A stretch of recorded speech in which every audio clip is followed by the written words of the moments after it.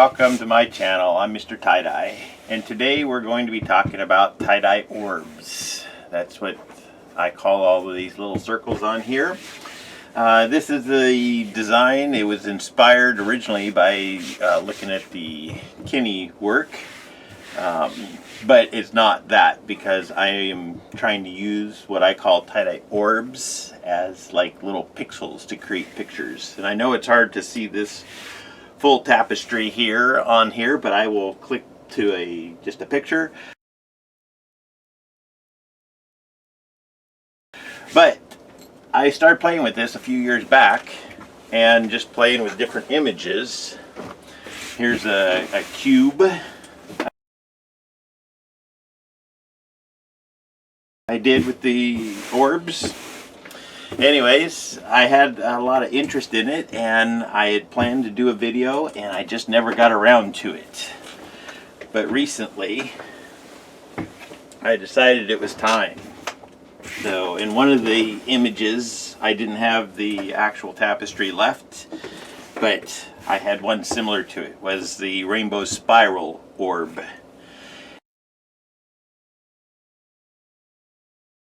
And for that one, I did 6 rainbow colors. This one here, I'm starting with primary and then switching to secondary, but still doing the spiral.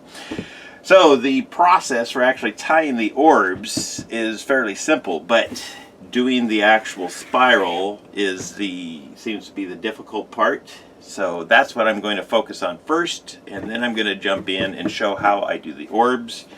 Like I say, I do images, so I also have my yin yang t-shirt here that I'm wearing, so it's kind of a fun process to play with, and it allows you to draw with orbs or pixels.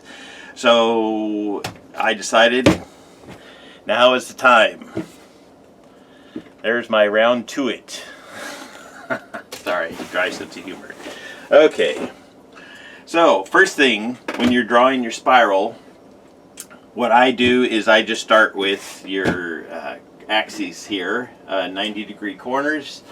So it's easy enough to do, draw it on your tapestry, of course, but we'll marker. So what I did first is I just drew a cross line, and then you can line this up right here on your line, draw your other line. Then you have two 90-degree, or you have your 90-degree corners here, and from there I wanted to demo how I actually draw the spiral. And the spiral can be drawn in different sizes, and the way that I like to do it, or the way I discovered was easy to do it, is to have different size objects, round objects, and that's what these circles here are.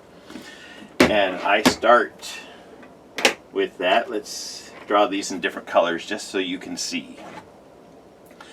So what I did, like I say, I drew my lines, and then I kind of centered these up here to draw this as close to the center. You know, they're not quite perfect, but you can spend as much time centering as you want to get it as perfect. I just want to show you the actual process. So let's zoom in just a little bit so you can see that.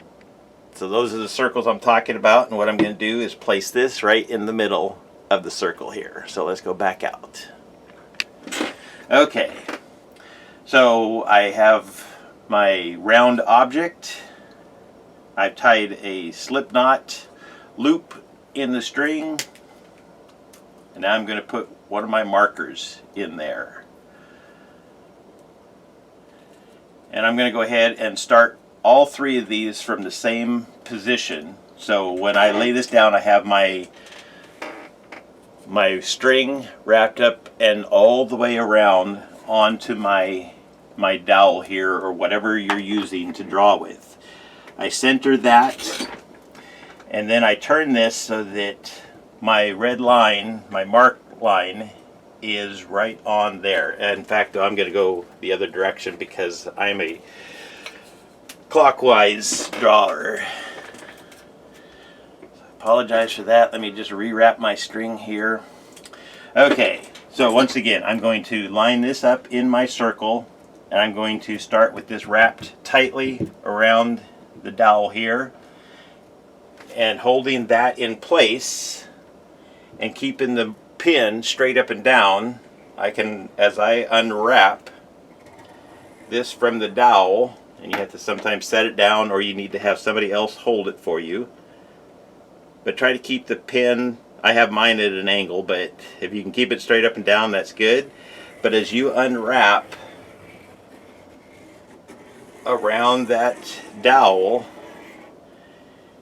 you're going to have a spiral form. So there's a smaller spiral. You can draw even smaller by having a even smaller dowel here.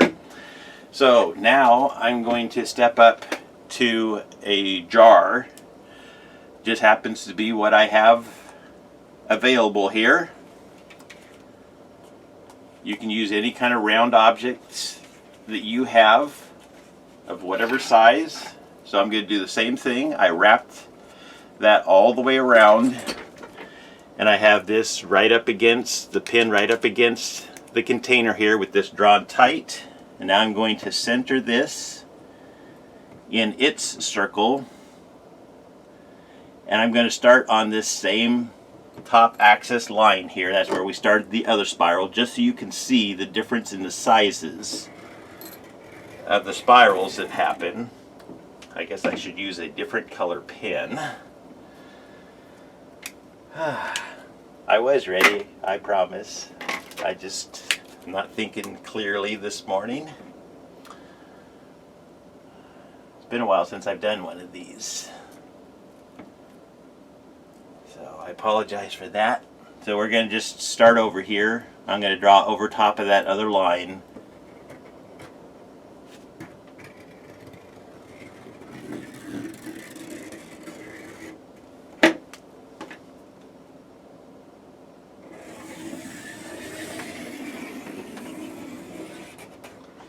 Okay, so you can see that my red spiral is a little bit tighter.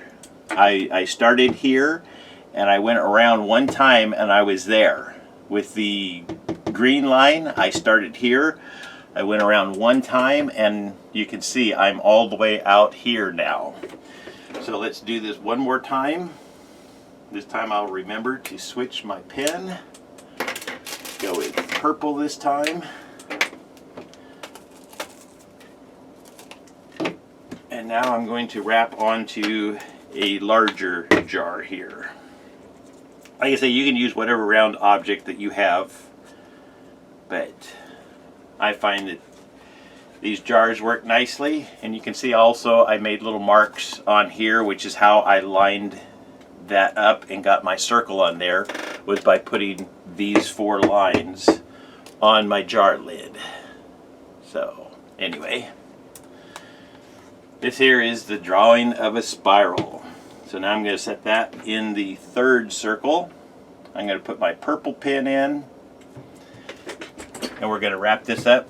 Once again, this is tight all the way, and I'm going to start on that same line and come out.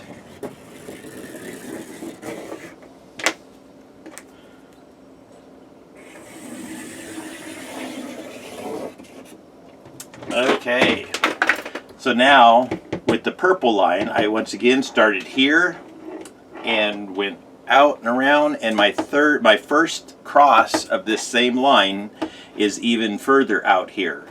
So this here is the distance in between my 2 crosses of the same point in my line. So that's a nice wide gap here. What I'm looking to do is draw 5 more lines in here. So if you use the red one, those lines are going to be stacked up right on top of each other. The green one, they're going to be stacked up in this space, but with the purple one, I'm going to have this much space. So that is how I draw a spiral onto tapestry, a t-shirt, whatever. Like I say, you can use something smaller and make a smaller spiral, but this here is good for more than just tie-dye. So I'm going to put this video out there, so hopefully more people that are having troubles drawing their spiral, this might help them figure it out. But let's go ahead and get moved in now. I'm going to get this drawn onto a tapestry, so stay tuned while I get set up. Okay, we're back with the tapestry now. This here is a clean dry tapestry. It's been pre-washed and then dried. I have not soaked it in soda ash. I'm going to add that at the end. The other thing that I have done is I have layered 3 tapestries together. Just when I'm doing this orb work, I find that when I'm gathering up those little bits of fabric, if I do just one single tapestry, that little piece of fabric is very small, and I'm wanting it to be larger. But if you want to do more detailed work, which is what I intend to do eventually, then doing one at a time where you can do a smaller detailed orb would be perfect. So anyways, I'm going to do 3 of these. So I just lined up the tapestries. I faced them different directions so that each tapestry is going to be a little bit different with the spiral on there.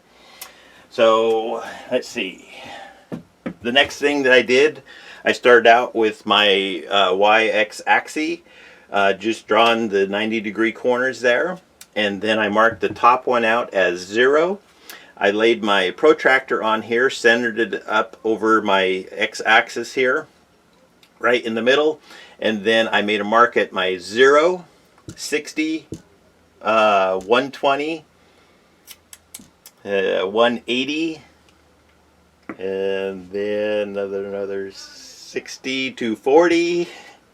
And 300. So we have 360 degrees in the circle there, and I've just made a mark at every 60 degrees. That's what I am choosing to do. That's going to put 6 lines in my spiral, which is what I want. I'm going to do a rainbow spiral. So I also have my washable markers. I'm going to draw the lines in different colors. So I'm just going to use the colors of the rainbow since I'm doing a rainbow tapestry. I'm also using Crayola washable markers. They almost always wash out, but they don't do it every time. So what I'm doing on this tapestry here, I actually drew on the back side of the tapestry, not the front side. Yeah, so here's my tag. It's on the back, so I'm drawing on the back side just on the off chance one of these marks don't wash out. I don't usually use the darker colors. I use those mostly in videos so that you can see the lines. I usually try to stick with the lighter colors because every now and then, like I say, they don't wash out. So once you have all of your lines drawn on there, then we're going to do the same thing. I'm going to use just one size container. So you want to pick the size that you want your spiral, and then you're going to use that to draw all of your lines so that they all match up together. I'm going to place this in the center. That's where I'm going to place it each time, and then it's just going to turn. When I put my marker in, I'm going to change for each line. So I'm doing this line in red, this line in orange, yellow, green, blue, and purple. So what I have done, let me zoom in just a little bit. Yeah, so around the circle I just made myself a little dot, just so I can remember and I don't use the wrong color marker as I'm drawing my lines. So let's zoom back out. Oop. The other direction. Okay. So now I'm going to go in and start drawing my lines. Just the same way that I showed you at the beginning of the video. Make sure that my line, my sinew or kite string, whatever type of string you tie around your item, make sure that's nice and tight. And then I'm going to wrap it all the way up till my pen is right up against there. And then I'm going to just turn the bottle until my marker is right over that red dot, which is this top line here, the 0 degrees. Okay, and I'm making sure that this here is inside my circle. Then I can hold that in place. And like I say, I try to hold my marker straight up and down, but sometimes I go at an angle. If you go at an angle, then just try to stay at that same angle. So here we go.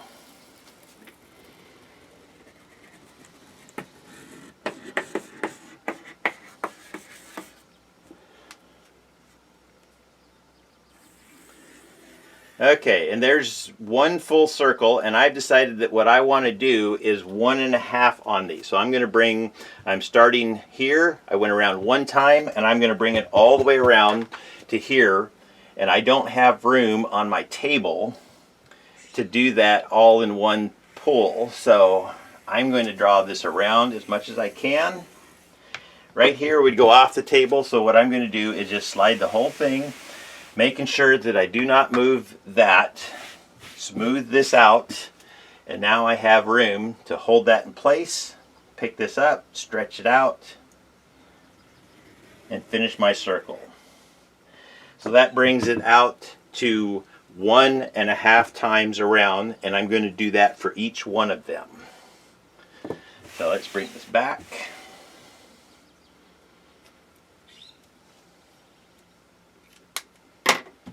Okay, switch to orange. Wrap this back up. And now I'm going to line up where I'm on over top of my orange dot, which is this line out here. And we're going to do the same thing. We're going to go around.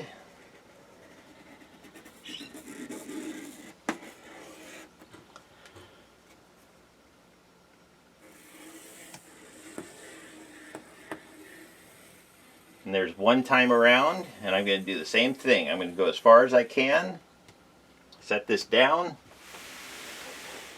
and slide my tapestry over. Because now I want to come all the way around to this line here, because I want to do 1.5 turns.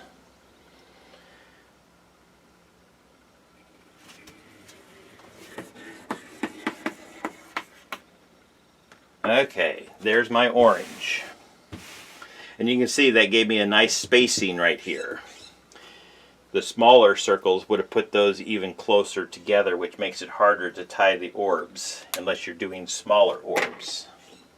Okay, now the yellow one. Of course, you guys won't be able to see the yellow as well, but it'll be there.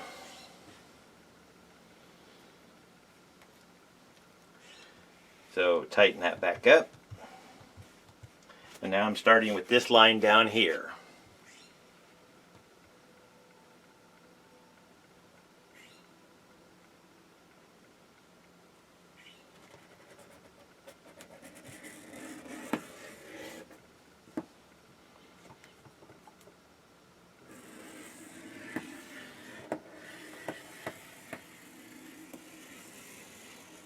Okay, there's one time around, and like I say, I'm going to finish over here.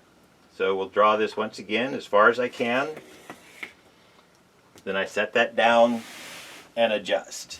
And the main thing is just not to move anything, just to slide the whole thing over and allow myself the space to complete the circle.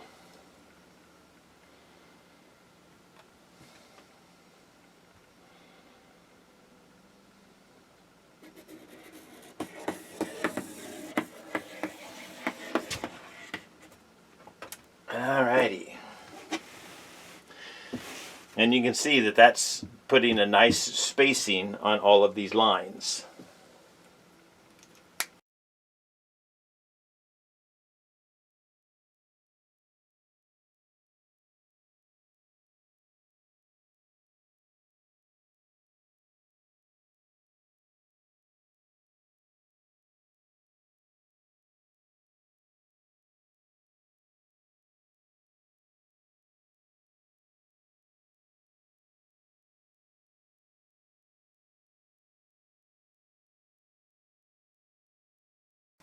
Okay, and there is the rainbow spiral. You can see how these lines are all fairly evenly spaced out here. So the next thing that I'm going to do is get set up, and we're going to start tying some orbs in there. So hang on for just a minute. Okay, so now that you have your spiral drawn on, or whatever design that you're doing, like I say, I've also done the yin yang here. And the other images. So it's about getting your image drawn on, and then it's about figuring out how big you want your orbs to be. And you can be very precise and draw them on just by finding round objects.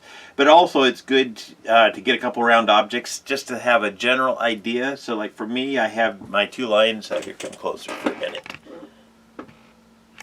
Okay, so I have all of these lines, and I'm going to be drawing orbs along all of these lines. I want to make sure that I'm not drawing mine too much or making them too much bigger than the size of a quarter, because I'm only going to have this much space in between. So that's just something to keep in mind. You can go ahead and go along and draw your images here. Well, let me just draw one over here. I'm going to start with my red line to start with. But this will give you an idea as you're moving how big of a line or how big of a space to gather up. So I'll just draw a couple on here just to demo that. But usually I just kind of go for it. I'm not worried about it. I like to figure out my general size and then I just go for it. And for me, my favorite tool for doing the orbs has just been a broken chopstick. Let's step back here. Okay, so I just have a broken chopstick, or you can use a full-size chopstick. You can just stick this underneath and just go in the center of your orb, and then you have an idea of how big of a circle, how big of a space you're going to gather there that will fit. Well, let's come back in again. So here's the circle that I drew. So I know to tie just a little bit just on the end of that chopstick there. And then once I get that one tied, then I would just move over. And like I say, this is kind of a little bit of a process, but we could make it easier. Right now I just want to kind of show the whole thing, and then we'll make it easier. So you just move over and then you tie the next one, and then you move along your line and you tie the next one. Depending on what I'm doing with the spiral, I like to just tie one color at a time. I found it easier that way. But when I'm doing something like the yin yang, step back again. Sorry for all the zooming in and out, but some things I just want to show you closer. So for the yin yang, I found it easier to work in a section. So I would just start like here, and then I would just tie up all of these in this section, and then start here and tie up all of these in this section. But with lines, I find it easier to follow the whole line all the way out. But you guys can figure out which way works the best for you. I've used half a chopstick just here on the table. I've also used a longer chopstick, and I kind of can sit it on my chair and work in my lap. But what I have found easiest is I tape one of these chopsticks to the side of the table, and then I have this ready where I can just keep working in this station here. So that's what I'm going to do. So stay tuned, and we'll be right back, and we'll get into this next. Okay, the next thing that I do is I just use kite string, and I have some from Ace Hardware. That's what I used to buy, but since then I have found this tie-dye string from Jammin-On.com. They sell it on Dharma also. It was the Jammin-On boys, Jeremy and Zach. They're the ones that showed me how to use the kite string. And I assumed that since their name is on it, they coordinated with helping make this a better string. I find this one here to be just a little bit finer than the Ace Hardware. So it is my preference, and that's what I'm going to use here. So what I do is I start, for my first knot, I tie a slip knot. The rest of them, I just wrap it, pull it tight. And for me, I just do a basic slip knot. I'm just taking the short end, making one little loop, wrap it around one time, use my thumb, push that through the loop. Just a little basic slip knot is all I like to do for my first knot. And that just holds it in place so I can get everything situated. And now, like I say, I tape this here to my table here. You can use it out free in your hand, or like I say, use it in your lap, however you want. Just find whatever works best for you. I've also thought about mounting, like taking a 2x4 and drilling holes in it and mounting this here so I can hold it. So there's lots of possibilities for adjusting your tool to make it work best for you. Once I have my string, then it's time to tie my first knot. So basically I'm just going to work with this in my lap the whole time and just kind of work around. So my post is right there. I'm just going to center that up over my first loop. Put my string on there. Like I say, I made the first couple circles just to give myself an idea. But once you have past that, you can draw them all the way, but I just kind of go for it. So once I have that wrapped around a couple times, I pull it up off of the... Hold on just a second. I pulled a little too hard that time. Okay. So get that wrapped around the first one. I tighten that up. I wrap around 3 times, pull it off of the post, and then pull that tight. And then you go to your next circle. And I get my little tail from my slip knot out of the way there. And then I wrap around the next one here. And I wrap around 3 times, pull it off of there, and pull that tight. I am not trying to create white lines. That's why I'm not using sinew. I'm not using fishing string. I am just wanting to gather up these orbs so that I can use the orbs then to draw with and create my image. So that's my whole goal. So this was inspired by the Kenny process, but I feel like I kind of put my own twist on it, doing my own thing with it. So I am just going to continue to go around here. So, and I just try to line up, since I've drawn these lines. Let's see if I can zoom in a little bit here. Well, maybe not. I'll need to, there we go. So on top of each one of these little nubs or orbs, I can see my red line. But if I get off a little kilter there and don't have that right on top, then I have my markers handy where I can go in there and make sure I draw this, because later on I'm going to want to be dyeing these and I need to know what colors go where. So from here you just keep tying your orbs, and let me see if I can zoom in so I can show the process just a little better. Okay, so here's the first 3 dabs. So I'm lining my next one up here, and then what I do as I wrap this around is I just zigzag back and forth. So you can see that this here is coming off of this back side from me. So I'm going to come around to the front side now for my next one. I'll try and explain this. So now I'm going to wrap counterclockwise. And I wrap 3 times. Pull it off of the nub. So every time you see me just pull up a little bit, I'm pulling it off of the chopstick, and then I'm just tightening that up. And then I find my line again and line up the next orb. And this time I'm going to cross over, and now I'm going to wrap clockwise around. So I just keep reversing the direction that I wrap in. And that just helps, I think, keep this a little bit tighter here. I don't want to pull it too tight where it locks them all up on top of each other. I like to have a little space, but if you want to pull them tighter, you can do that. Like I say, I'm just kind of trying to show my process, and then you guys can take that and adjust it to however works best for you. So once again, this here was wrapped off of the back side, so now I'm going to come around to the front side and wrap this counterclockwise. And I wrap 3 times, pull it off the stick, and tighten it. And I just zigzag back and forth with my orbs. So now I'm going to wrap the other direction. Okay, I think that's enough explanation. Let me lay this back out here. We'll zoom back out. Okay, so you can see, let's see, yeah, you can see how the orbs just go up and around there.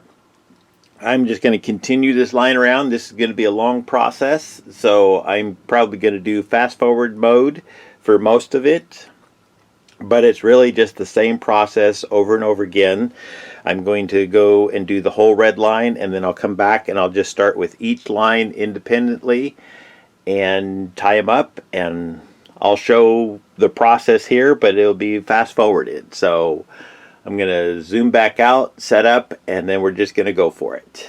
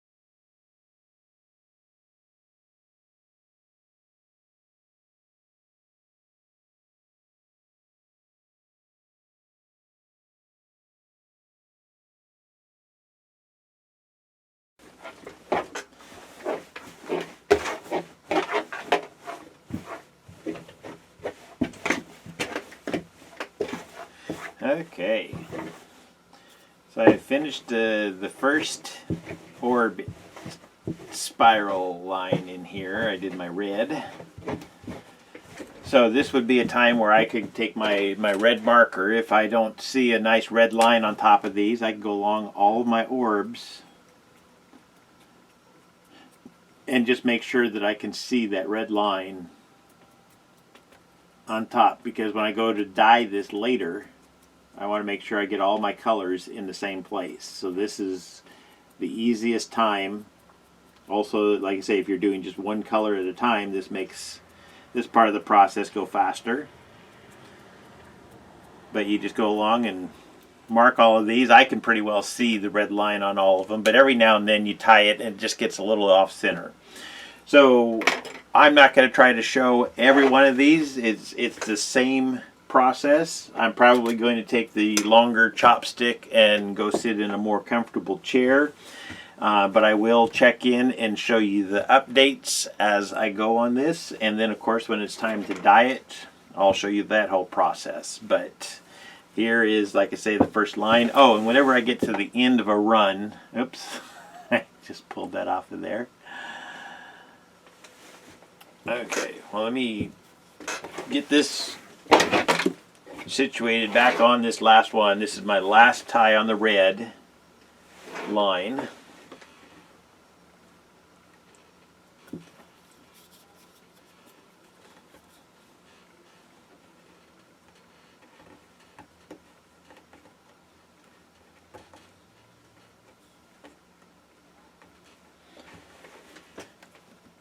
Okay, so then what I usually will do when I'm down to my end is I'll wrap it around a few extra times.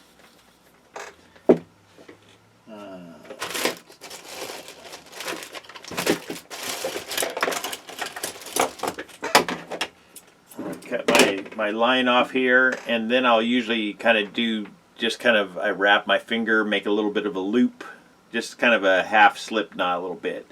Just something to kind of fasten that on there a little bit, and then I leave a nice long tail.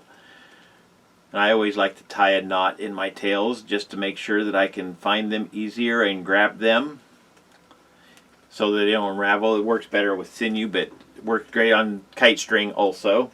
And then the other thing, you can even make a little bit of a mark on there so you can see it better when it lays on there. So I'll just color that little knot red.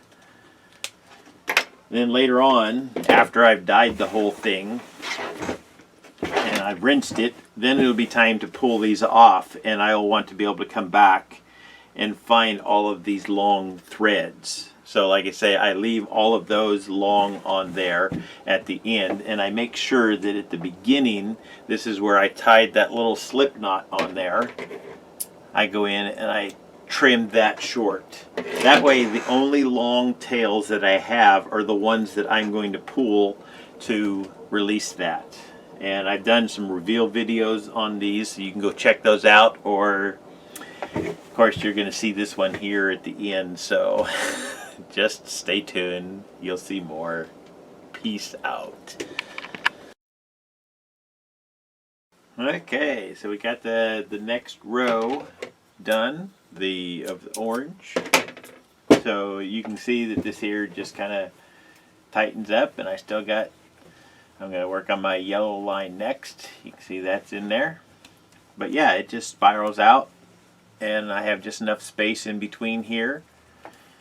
So anyways, we're just going to keep going, and I'll keep taking breaks and showing you the update, but you can see that all of this extra space in here eventually is just going to be these rows, and it's just a matter of adjusting. I'm not trying to go perfect. Mine aren't all the same size. I got small ones and big ones, and as I get out here on the outer edge, then I usually will make a couple big ones out there.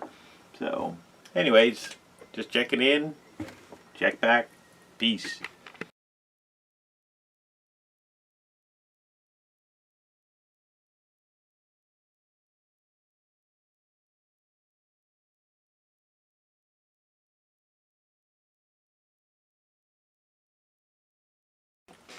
So the one thing that you want to be aware of as you're getting more and more layers in here. I got 3 rows now that I'm tidying, and I still have my green and my blue and my purple in here. So this is going to get tight as I bump up then against the red over there. So you just want to make sure that as you're gathering your little orbs here, you know, I get one lined up here, and as I'm poking that down, I'm making sure that I'm not pulling too hard over on this part here. I don't want to pull these out. And like I say, I wrap around a couple times, pull it off, pull it tight, wrap around a couple more times, pull it tight. And I can almost, I mean, not in the same way that sinew you feel it lock in, but I can feel the kite string. If you're wrapping it on top of itself, you can kind of hear it, feel it lock in just a little bit. But also I think the changing directions, you know, I go clockwise and then I go counterclockwise and back and forth, and that just kind of weaves this string in here. I can see it as it just kind of wraps back and forth in between all of the little nubs, and I think that just kind of holds it in place. But it does take some practice, so I wouldn't recommend maybe starting on a project quite this big. Maybe start on a smaller project and test it out and see how you do with the tie-in. But as you can see, this is just a time-consuming process, and that's another reason why I like to do 3 of them, because then it makes this time that I've spent more worthwhile, because I have 3 tapestries that I can still sell rather than just one. Anyways, I'm going to just continue on here, and I'll just keep checking in as I get more of these tied off and done. But it's the same process over and over again, so I don't feel like I need to show every bit of it, but I will check in as I start each new row here and show you the process as everything is getting tighter and closer together. So hang in there, and I'll see you again in a few. Peace.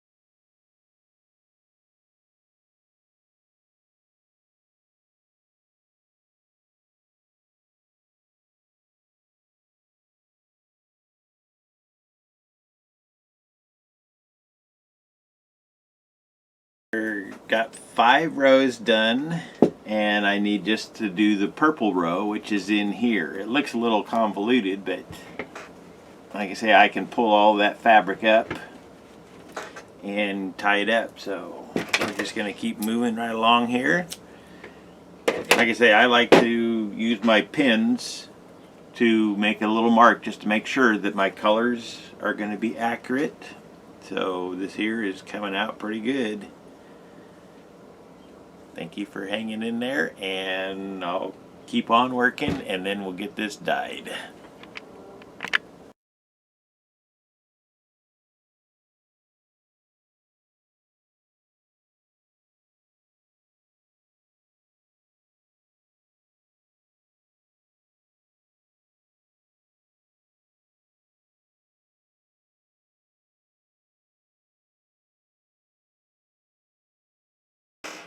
Okay, I thought of one more thing as I'm finishing this up. I'm on my 6th line here, so after I get this done, then I'm going to get the edges gathered, and then it'll be ready for dye. But I told you that I keep changing directions. I wrap counterclockwise, and I wrap clockwise, and that just helps lock these things in. Well, the other thing that I do when I wrap one of these is I make sure that the last wrap is down towards the bottom of this nub here. If you wrap up towards the top and come off of the nub, then when you go to the next one, then it sometimes lets the string stay loose. So I like to keep my string, the last wrap when I'm going forward, it's all the way at the bottom of the nub here. So I go to the next nub, get that lined up, and then I wrap around it. And I start down at the bottom, pull that up off of there, tighten that down, and I will wrap up around the top sometimes, not always, but if you want to have just a little bit more, if you have a bigger nub or something, orb, I guess is what I've been calling them, not nubs.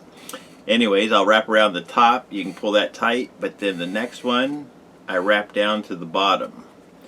Because when you come off of the orb onto the next one, you want to be down at the bottom here.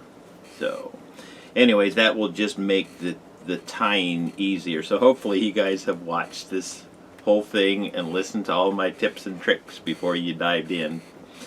Anyways, so I'm just going to continue with this. We got just a few more, so stay tuned.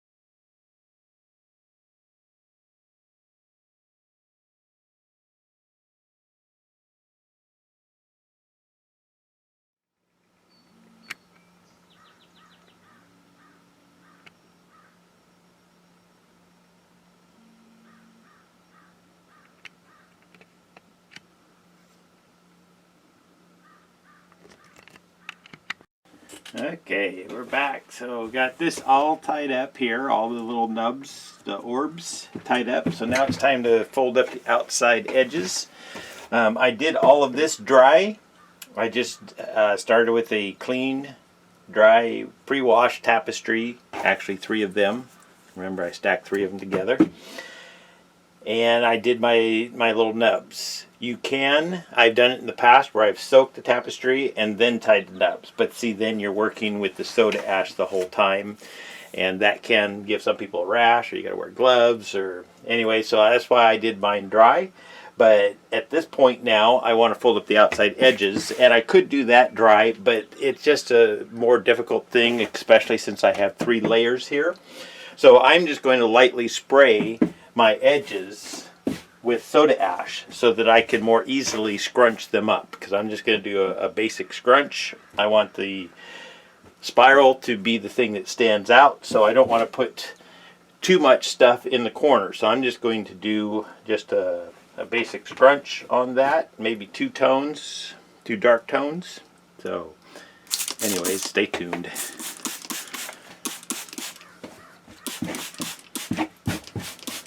And the reason I'm using soda ash instead of just plain water is because I'm trying to limit the amount of liquid that goes into here. So if I'm going to use liquid, I'd rather it be the soda ash than just plain water, because plain water is all it's going to do is get it wet, but it's not going to really help in the dyeing process at all. So that's why I'm using soda ash. But like I say, you could use plain water, spray it, tie it, and then maybe let it dry out some before you actually start the dyeing. But I want to get right into dyeing this as soon as I get it tied. I've already had a full day on this, and this is starting my 2nd day on it. So it's time to finish this thing up.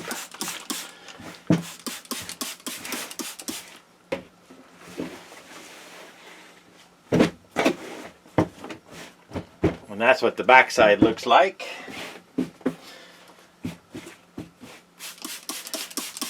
So just this light spraying to give it just a little bit of damp is just going to make it a little easier to fold the scrunch.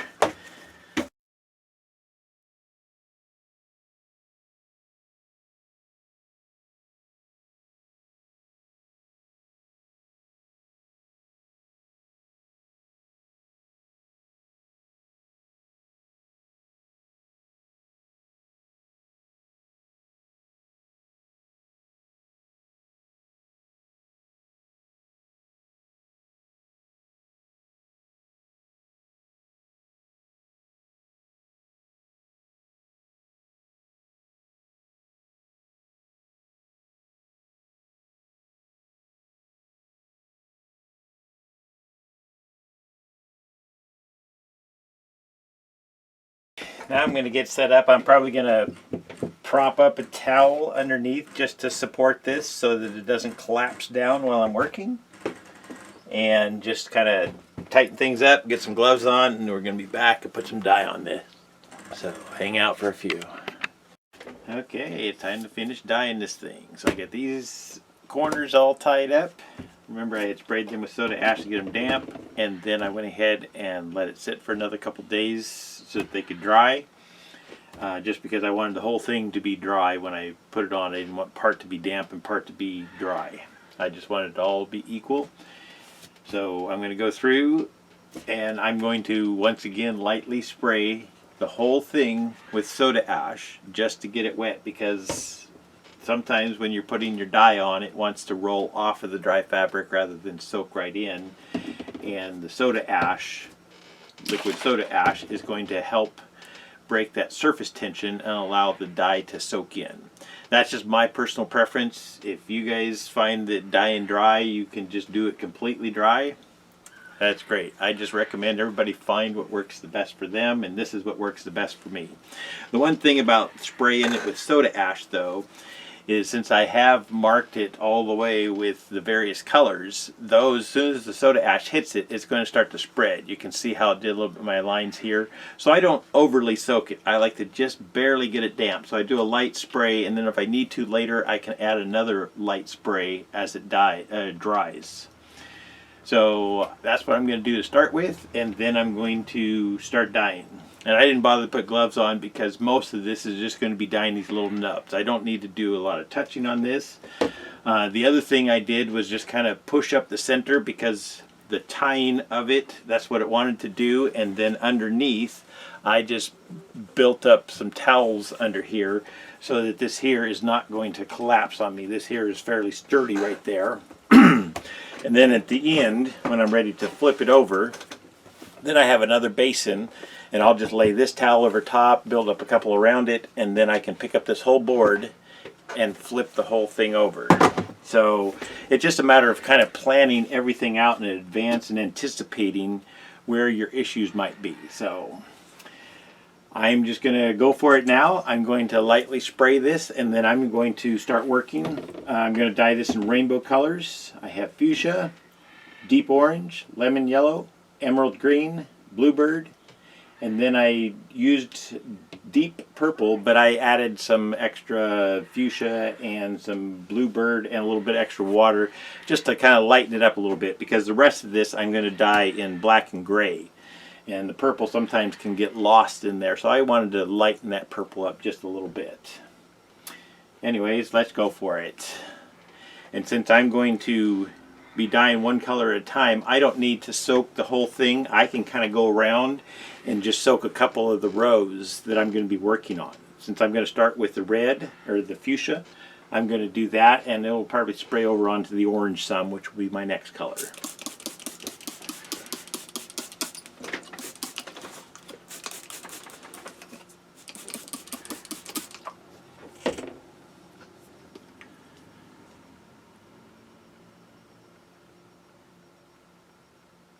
And then for me, I like to just kind of drip it right on the top and just let it soak in on its own as I go around here.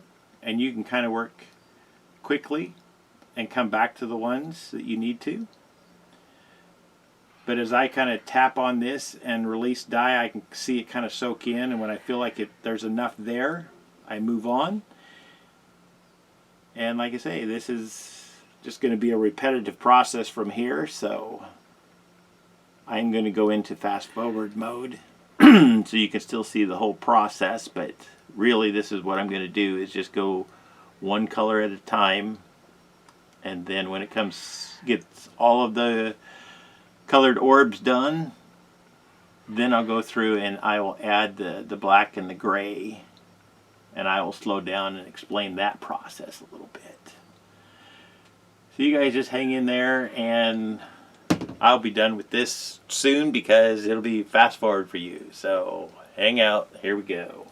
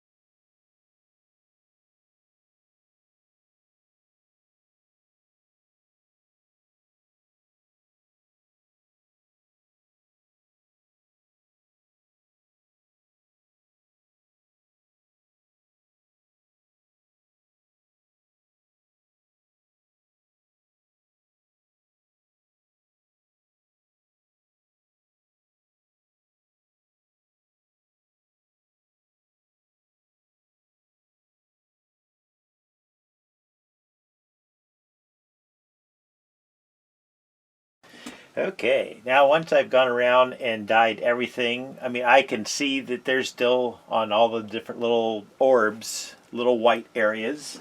So what I'm going to do now is go back around and be turning my thing, and I'm just going to be kind of checking each one of these nubs. If you see the little white fuzzies, let me see if I can spot some on here. Those are an indication. So I'm going to stop for a second and then zoom in. Okay, this one's not as easy to see, but you can see on some of these if I can figure out where I'm at here. Yeah, some of these have just these little white fuzzy things. I like them to look a little wetter. So let's see if I can get in there and get this one soaked. That's just a little bit of an indication that there's a little bit of dryness in there when those little white fuzzies stand up. Another thing you can do is go along and pinch them, but there's so many of these nubs, I'm not going to try and go along and pinch every one of them. So I'm just going to go along and just lightly touch each one of them. If it looks like it's already fully dyed and I don't see white spots, I'm going to give one little touch. If there's little white areas on the sides here, let me zoom back out here. I guess I went the wrong way. Okay. So as I go around here, as I see areas that maybe have some white on them still, I'm just going to rotate this. Those ones I'm going to hit a little heavier with dye. But really I just want to give every one of them a nice touch. And then I'm going to put I'm going to do gray inside here on this. And then we're going to flip it over. And so just stay tuned. You'll see everything.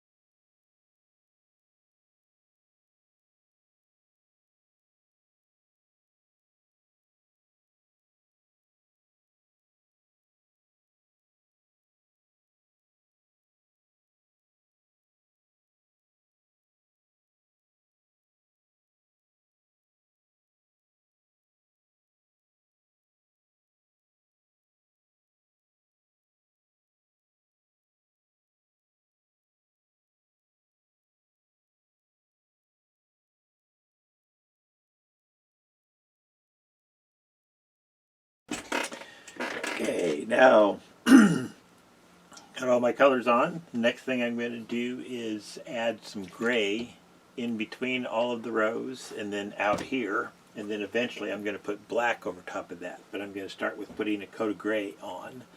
So I'm going to lightly spray once again. I got to get this center part wet. I didn't bring all my orbs all the way to the center. I had that circle. So I tied that up. So I'm going to add some gray to that and then black just to give me just a little bit of a decoration there in the middle.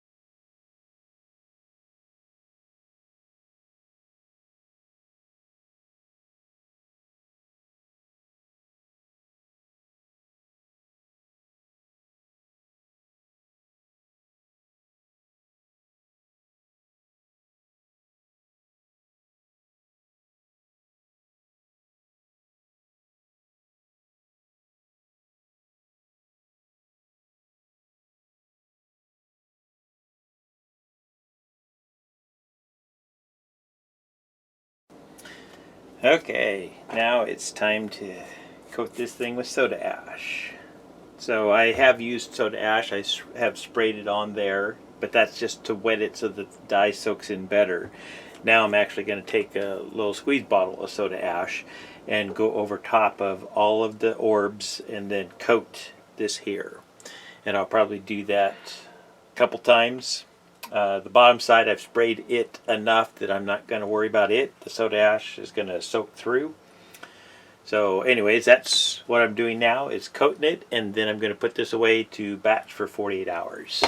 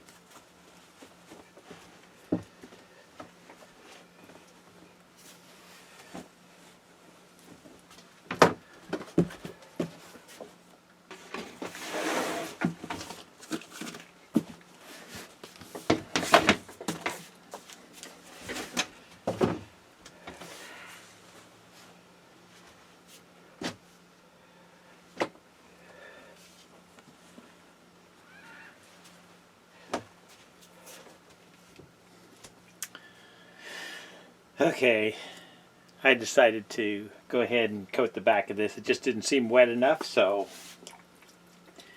I'm going to hit this with soda ash, flip it back over, and then batch it for 48 hours.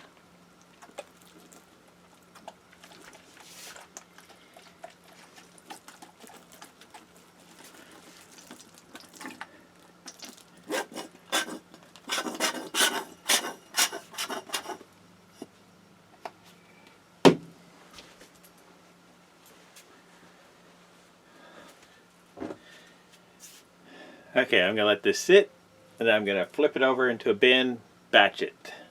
Thank you for watching. You'll see this in a few minutes. Okay, here we are on rinsing day. Time to open this thing up. But first thing I need to do is just rinse it a little bit. I'm not going to do a really good rinse just because it's too big to put into the sink. So what I've done is brought it outside here, partly so that I can do the untying, but also so I can do a quick rinse on it. And what I've done, since this here has been coated with soda ash, it's raised the pH level up. I've taken a gallon of cold water, or just a little bit less than a gallon, added a cup of vinegar, white vinegar, in here. And the white vinegar is going to help neutralize the soda ash. So, anyways, I'm going to use this gallon of water to rinse this, and then I'm going to pull these ties off of here. So let me get them loosened up here first. Okay, let's start with the vinegar water to start with. So we're just going to pour that over top just to make sure that we kind of cancel out all that soda ash. I don't know that it's completely canceling it out, but this is just a precaution that I'm taking because I know that this here is going to get kind of sloppy and muddy here. So I'm just trying to decrease my chances of this dye carrying around.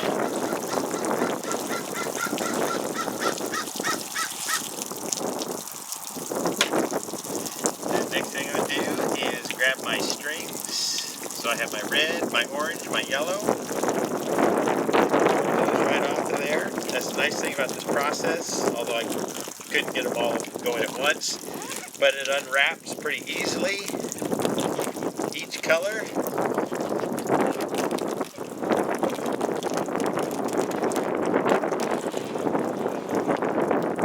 And down, right down to the slip knot. The slip knot loosens up. So here's the orange. Let's see if I can get the yellow one going right next to it. Okay, now let's try two at a time. And that's working.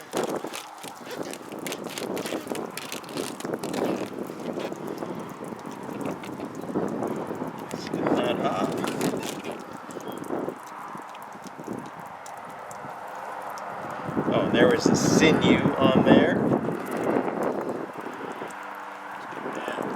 It's tight too. Alright, there we go.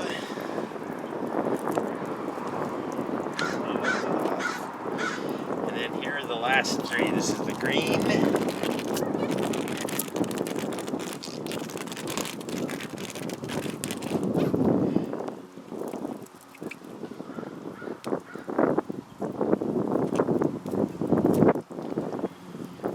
Blue.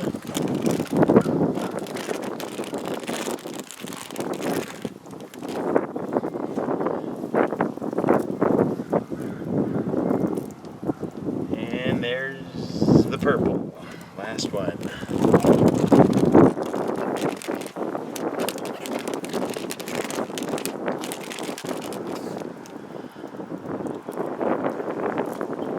Alright, let's open that up a little bit. So yeah. Wow. Almost fell over there. Okay, I'm liking that. Like I say, I did 3 of them, so let's just take a peek in here. Yeah, so there's another one. And one more.